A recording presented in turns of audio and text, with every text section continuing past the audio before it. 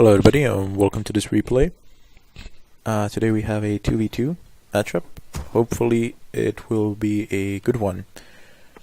And I am working on putting up something here to block the timer, something of a kind, I suppose, when I just get around to it, because these days it's a bit of a chaos in my life, so just trying to fix some things.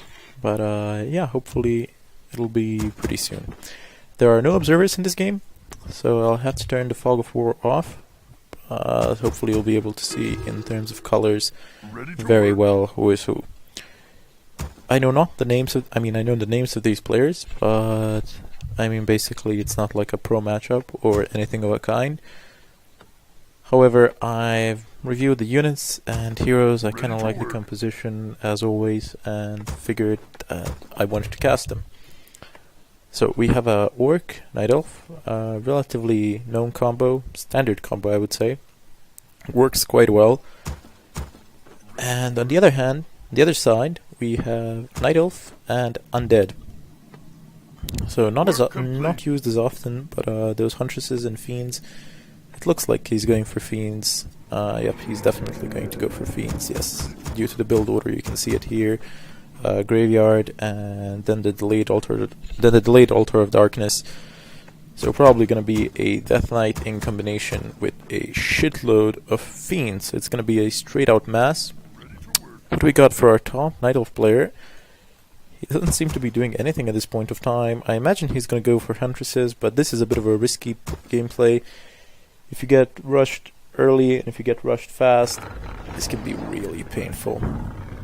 Yep, here we have Huntress Hall, and I imagine that at a certain point of time he's just going to put 2 Ancients of War, like right here or somewhere at the base, preferably to provide a good block off or to protect his Tree of Life. What do we got on the other side? Oh, nice. Well, I suppose it is very safe for him to do this, because our Orc player, he has opted to go for the late altar as well in favor of 2 barracks. I imagine it's going to be mass headhunters and a shitload of them with the help of that Tauren Chieftain Zora. These things tend to work out really well if you can get past the early stages of the game. Lumber Mill is in the far back. I don't know why he actually placed it there. Perhaps a wiser choice would be here, and then you can place burrows far in the back. But oh well. He is getting fed by his friend. I wonder how is he feeding him when he plans to produce Huntresses. That's going to be pretty difficult. You produce Huntresses from 2 Ancients of War, and to continue feeding your friend with just 1 base should be fairly difficult. But anyway, let's just take a look at the Night Elf hero. Yep, it's the Priestess of the Moon, so nothing unexpected there really. Those 2 auras from Tauren Chieftain and Priestess of the Moon, they combine really well. Especially all of your units are pretty much range, you complement each other quite well. Priest of the Moon on the other side as well, so they're gonna have an aura, and the DK's Death Coil will do wonders for these Fiends, but for Fiends alone, because there'll be nothing else that you'll be able to heal with that Death Coil. I imagine he's gonna go for tier 2 at a certain point of time and get that Lich as well, so he has that Frost Nova. Oh, that's just going to be devastating if it ever reaches a high enough level. And look at this, already he has a Tauren Chieftain with 4 Headhunters. I think he was creeping or something. Yes, he was definitely creeping. He cleaned this creep camp out. That Tauren Chieftain can take a shitload of damage. He's level 1, and look at the amount of health he has on him. These Headhunters, in mass, they do ridiculous amounts of damage. I imagine he's going to tech and upgrade them as well. No tech yet, but understandable since your resources are limited. We have small skirmishes within this Night Elf space.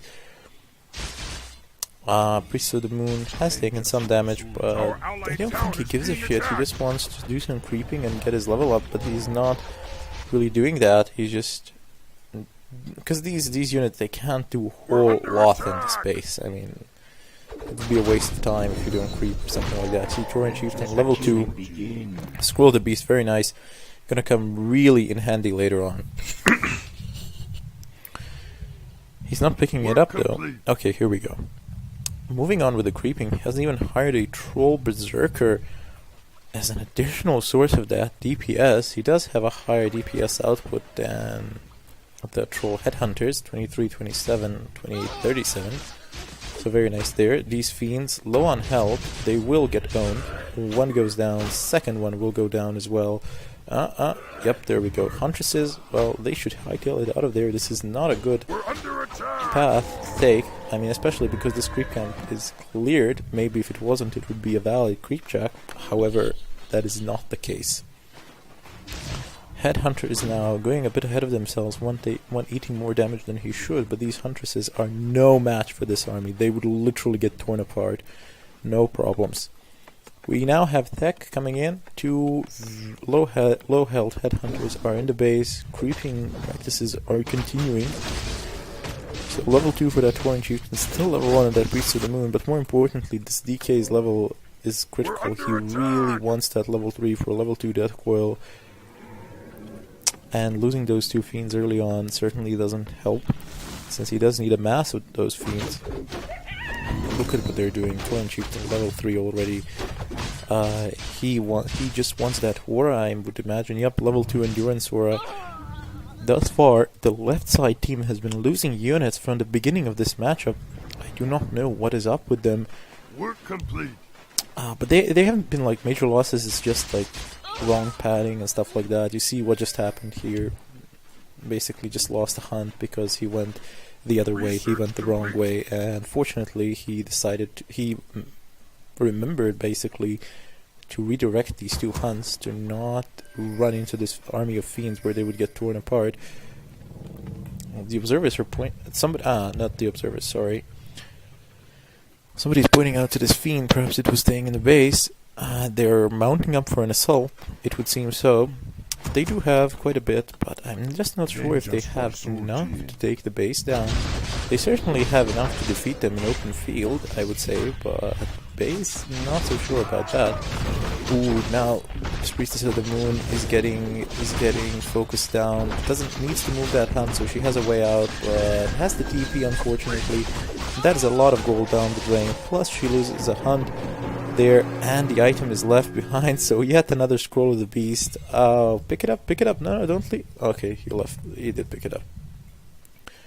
So they're gonna have some crazy damage output during their assault on the main, but he does not have the support of his ally.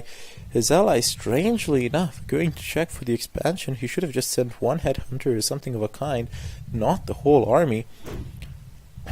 I can see a stomp. Yeah, this was a good stomp. Look at this. I mean, all of them were stunned, damaged, and now he's in a sandwich. He needs to run back and regroup upon TP. But that's what he does, but a bit too late, I'm afraid. And now they need to push forward so they do not fight this uphill battle here. In spite of that, they're getting back. Yep, the arch is way better for the defending team here, so they are deciding to retreat from there. Apparently they wish to go for the undead base. I would advise against it normally, but perhaps not now. There's only black holes of the dead, and that's about it. That blight does hinder you to a very large extent, but what can you do about it? You can't really watch for everything that happens in the game. Still tier 1 for no, not for both idle players. This one is about to get to level 2, and they're attacking the shop. Valid target for harassment, perhaps, but it's not going to be a game changer, and you're most likely going to have to TP out of here. Focusing down on main now, and this army, I mean, it should do something about it, because this main is halved out. No, don't stop focusing it. Why are you could have taken it down. They're turning around a bit. Oh, damn, I think this was a big mistake. Main and out, exactly my point. You have more than enough DPS to take it down and to survive. Yep, there we go. One TP, come on, second TP. Launch the second TP, start it. Don't be a greedy fuck. Don't be that greedy. You're gonna lose hunts and give XP. Yep, there we go. One hunt down, XP given, and now you decide to TP after losing 2 additional hunts, trading them for 2 acolytes.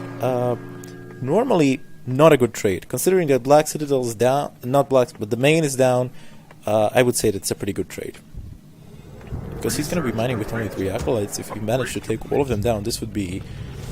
Oh, this would be a ridiculous... This would be a ridiculous loss in mining time. Sorry about that. Hunt's now being... He's aggroing these creeps. I don't think that was intentional, but he decides to clean up anyway. He has sufficient amount of units to do so, and why the hell not? I mean, that level 4 ain't gonna make a difference for that piece to the moon, but I mean, it's gonna give it a bit more DPS, but that's about it. No big deal. However, this Tauren Chieftain, ooh, Scourge Bone Chimes, this is gonna get sold so fast. Just extra gold there. The only unit benefiting in this whole area would be this Tauren Chieftain, but there's really no point. Maybe if it was a Blade Master, then it would be worth it, otherwise no. We now have Troll Berserkers, so he is level 3, and they hit for a lot more, especially because they have that speed bonus. The upgraded armor of whole things, only 1 in terms of damage. I don't want to look at the main right about now, because I want to monitor the fight. Panda coming in as a second hero, a valid choice I would say, as his Breath of Fire can affect all the units, so wherever he shoots it, he's going to have a good target. Hunt's taking some damage this side, they're losing this flank, but the other team is not doing much better. I mean, they don't have a sufficient force to capitalize on the loss of that flank. Panda going down. Now, Tauren Chieftain in danger of going down. Ooh, should have TP'd really, but...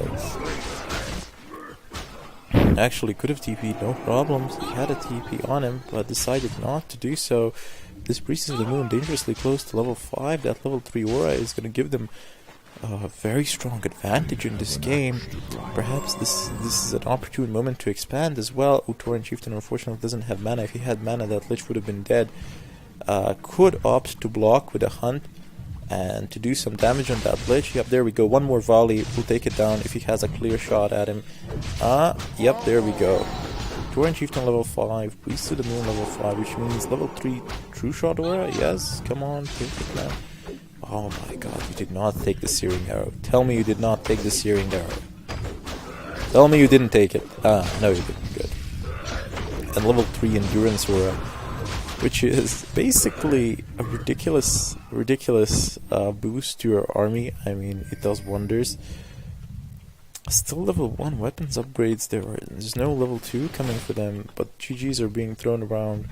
They have a high hero advantage, and they've just lost a major fight. Actually, 2 major fights. Anyway, let's just take a look at these things here. The stats: heroes 4-2-5-5-3-1. Resources, have a look, decide for yourselves. Anyway, thanks for watching.